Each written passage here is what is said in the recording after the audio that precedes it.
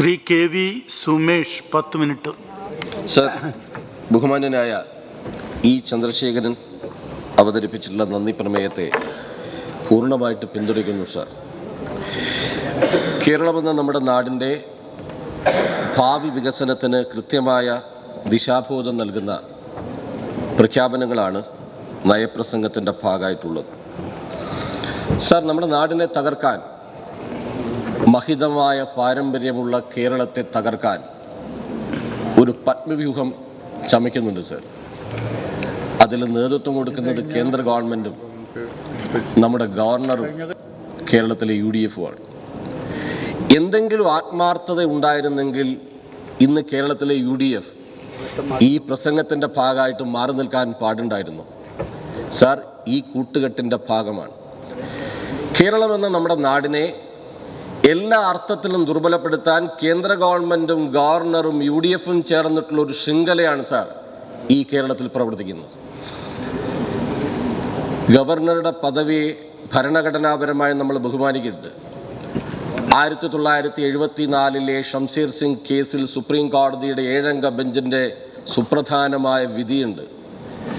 അതിൽ മലയാളിയായിട്ടുള്ള കൃഷ്ണയ്യരും ആ ബെഞ്ചിൻ്റെ ഭാഗമായിട്ടുണ്ടായിരുന്നു.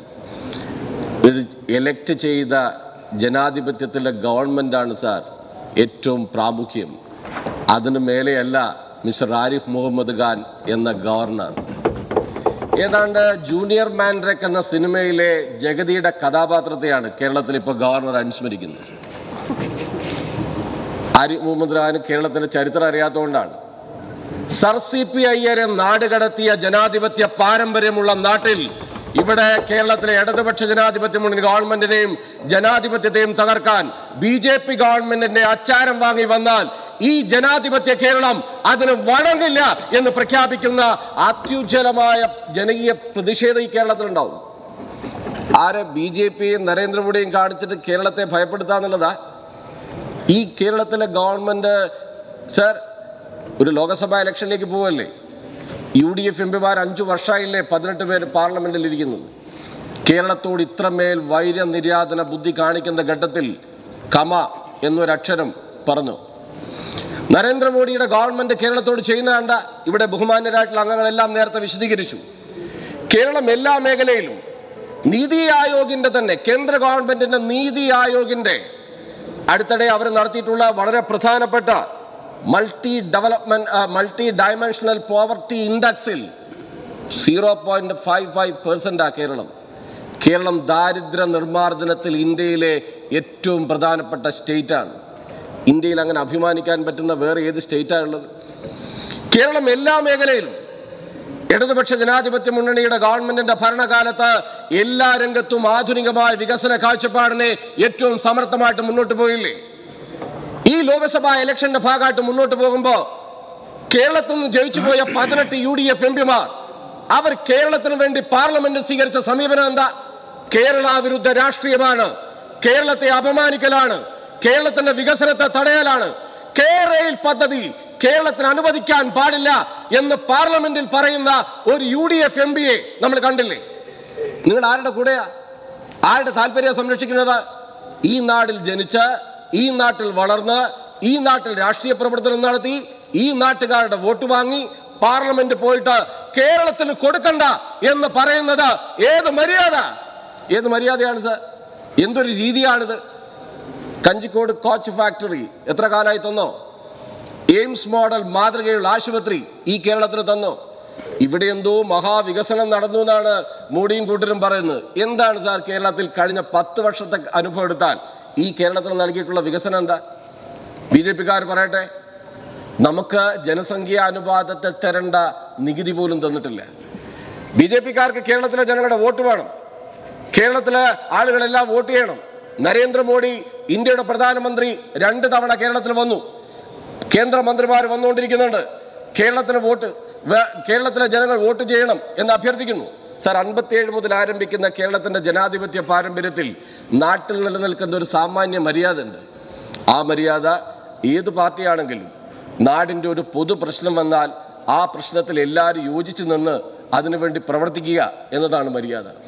കേരളം ഇപ്പൊ അനുഭവിക്കുന്ന ഈ പ്രതിസന്ധി രാവിലെ അടിയന്തര പ്രമേയം അവതരിപ്പിച്ചുകൊണ്ട് വിഷ്ണുനാഥ് പറഞ്ഞ് ഇവിടെ പെൻഷൻ കൊടുക്കാൻ കഴിയാത്ത സാഹചര്യം ഉണ്ടാവുന്നു. ധനമന്ത്രി കൃത്യമായി അതിന് മറുപടി പറഞ്ഞു. എങ്ങനെയാണ് 2-3 മാസത്തെ കുടിശ്ശിക ഉണ്ടാവുന്നത്? എന്തുകൊണ്ടാ ആ കുടിശ്ശിക വരുന്നത്? 57 മുതൽ ആരംഭിച്ച ഇടതുപക്ഷ ഗവൺമെന്റിന്റെ കാലത്ത് എപ്പോഴെങ്കിലും പ്രഖ്യാപിച്ച ഏതെങ്കിലും പദ്ധതി നടപ്പിലാക്കാത്ത അനുഭവം ഇവിടെ ഉണ്ടായിരുന്നോ? ഈ ഗവൺമെന്റ് തന്നെ 2016 ആരംഭിച്ചിട്ടുള്ള പിണറായി വിജയൻ നേതൃത്വം കൊടുത്ത ഗവൺമെന്റ്, ആ ഗവൺമെന്റല്ലേ സാർ 1600 രൂപയായിട്ട് പെൻഷൻ പ്രഖ്യാപിച്ചതും 60 ലക്ഷം കുടുംബങ്ങൾക്ക് കൊടുത്തതും 18 മാസത്തെ കുടിശ്ശിക കൊടുക്കാനുണ്ടായിരുന്നത് കൊടുക്കാതിരുന്ന അന്ന് ധനമന്ത്രി മറുപടി പറഞ്ഞപ്പോ നേരത്തെ കൊടുത്തു തീർത്തത് ഉൾപ്പെടെ ബാക്കി വന്ന കാര്യമാണെന്ന് മറുപടി പറഞ്ഞു. അതാണെന്ന് രാവിലെ ഇവിടെ തെറ്റിദ്ധരിപ്പിക്കുന്ന നിലയിൽ അവതരിപ്പിച്ചത്. ക്ഷേമ പെൻഷനെ ഏറ്റവും ഫലപ്രദമായിട്ട് കൊടുത്തു തീർത്ത, അത് ഏറ്റവും നന്നായി ചെയ്ത LDF ഗവൺമെന്റ്. ഇപ്പോഴുള്ള പ്രതിസന്ധി എന്താ സാർ? ഇത് മാത്രമല്ല, ഭാവി വികസനത്തെയും ബാധിക്കും. 57,400 കോടി രൂപ തരാനുണ്ട് പാർലമെന്റിൽ. എന്നാൽ ഞങ്ങളുടെ നാടിന് കേരളത്തിന്റെ പൊതുവിഷയം, ആ പൊതുവിഷയത്തിന്റെ ഭാഗമായിട്ട് പാർലമെന്റിൽ കേരളത്തിന് തരാനുള്ളത് തരണം എന്ന് പറയാൻ എന്തുകൊണ്ടാണ് കേരളത്തിൽ നിന്ന് ജയിച്ചു പോയ ഒരു UDF MPയും തയ്യാറാവാതിരുന്നത്? കേരളത്തിന്റെ താല്പര്യം സംരക്ഷിക്കുന്നതിന് പകരം ആരുടെ താല്പര്യമാണ്? ഈ ലേസനാണ് BJP ഗവൺമെന്റ്, ഗവർണർ, UDF. ഈ സഖ്യം കേരളത്തെ തകർക്കാൻ ഒരു പത്മവ്യൂഹം ചമയ്ക്കുന്നു എന്ന് വേണം സാർ നമ്മൾ കരുതാൻ. UDF എക്കാലത്തും ഗവർണറുടെ കൂടെ ചേർന്ന് BJP ഗവൺമെന്റിന്റെ കൂടെ ചേർന്ന് നിൽക്കുന്ന സമീപനം സ്വീകരിക്കുന്നതിന്റെ ഭാഗമായിട്ടല്ലേ നമുക്ക് ഈ കാര്യങ്ങളെ കാണാൻ പറ്റൂ. നവകേരള സദസ്സ് നടന്നു. ഇതപര്യന്തമുള്ള കേരളത്തിന്റെ ജനാധിപത്യ ചരിത്രത്തിൽ, ഇന്ത്യയിൽ, കേരളത്തിൽ മാത്രമല്ല ഇന്ത്യയിൽ എവിടെയെങ്കിലും നവകേരള സദസ്സ് എന്ന ഇതുപോലുള്ളൊരു പ്രോഗ്രാം മുഖ്യമന്ത്രിയും മന്ത്രിമാരും നാട്ടിലെ ജനങ്ങളെ ആകെ അഭിസംബോധന ചെയ്യുന്ന ഒരു പ്രോഗ്രാം നടന്നു.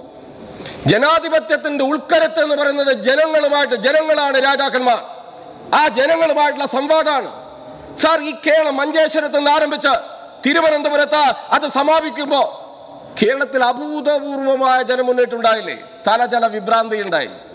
നിങ്ങൾ ബഹിഷ്കരിച്ചു. ശരി, ജനാധിപത്യപരമായി നിങ്ങൾക്ക് ബഹിഷ്കരിക്കാം. ആ ബഹിഷ്കരിച്ച് നിങ്ങൾ പിന്നീട് ചെയ്ത എന്താ സാർ? ബഹിഷ്കരിച്ച് യൂത്ത് കോൺഗ്രസിന് എന്താ നവകേരളത്തിൽ കാര്യം? വണ്ടിക്ക് മുന്നേ ചാടുക. വണ്ടിക്ക് മുന്നേ ചാടി എന്ത് സംഭവിക്കും?